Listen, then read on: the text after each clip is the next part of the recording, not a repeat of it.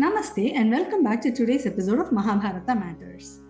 In the previous episode, we saw that the grave act of gambling a woman away had been done. She was even dragged by the hair to a court full of people who would not say a word. Even Bhishma did not say anything. Looking at her plight, only Vikarna had the guts to speak up. Vikarna was one of the brothers of Duryodhana, but he could not bear to see the plight of Draupadi. He had the courage to speak up and chastise everyone. He voiced that Draupadi was not a slave. He said when Yudhishthira had already become the slave himself, he had no right to gamble the queen of Indraprastha. Draupadi was still the queen when Yudhishthira had already become the slave. And also he said that Draupadi is the wife of all the 5 Pandavas. Yudhishthira had no right to gamble her away without the consent of the other 4 husbands of Draupadi. Vidura echoed Vikarna's words. He had been saying the same from the beginning. Yet their words went unheeded by the blind king. Everyone kept quiet because they were afraid of the wrath of Duryodhana. Even elders like Bhishma, Drona, Kripacharya, everyone kept quiet. But then the people knew that Vikarna was right. Seeing the tide of change in the people's eyes, Radheya Karna got up. He started hurling insults at Draupadi. He started calling her wretched names. He said the woman with 5 husbands is no queen but the woman of the streets. He called her the names of the meanest order.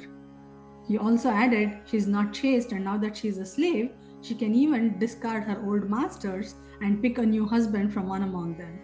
He continued the rant and said, these wretched people do not even deserve to wear the royal robes they were wearing. He said they should all be disrobed. Instantly, without a word, all the Pandavas put their Angavastram in a heap in front of Duryodhana. Duryodhana asked Dushasana to disrobe Draupadi also, and he indicated his left thigh and asked Draupadi to come sit there. In the next instant, Dushasana had laid his hands on the robes of Draupadi. Draupadi was aghast.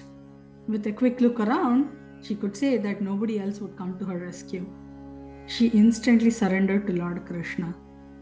With folded hands and tears gleaming down her eyes, she just prayed to Krishna. She said, Krishna, you are my soul savior. I leave it up to you. A miracle happened instantly. Dushasana kept disrobing her, tugging at her clothes, and the clothes just kept coming. He kept tugging at her sari and the sari kept growing, as if it was Akshayambara. It was an Akshayambara that Krishna had bestowed on her. The cloth kept coming, Dushasana kept tugging. There was a huge hill of cloth in front of him and Dushasana sat down tired. He could not tug anymore. There was deathly silence in the whole room. What are our takeaways from this incident? Vinashakale viparita buddhihi, which means when destruction time is near, our intelligence works in the opposite direction. One becomes thick-headed and does not use his intellect. Viveka goes for a toss. That's exactly what happened with the Kaurava brothers, Duryodhana, Karna, all of them. One has to stop and evaluate himself every now and then to make sure that he is on a dharmic path. A course correction has to be made before we drift too far away from our path of dharma. What is dharma? Dharana dharma ityahuhu. Dharmo dharayate prajaha. That which upholds, that which sustains is called dharma. Why didn't Bhishma say anything? Because he had a conflict of dharma within himself. Each of us have a samanya dharma and a Vishesha Dharma. Bhishma had vowed his loyalty to the throne. According to that, he was the Sevaka of the throne. But then he was the elder of the family also. He had a dharma to do as an elder of the family too. Which one is he going to pick? If he had said that she was not won by Duryodhana, that means he would have disqualified the marriage of Yudhishthira and Draupadi. Which means Yudhishthira had no say about it. He could not do it.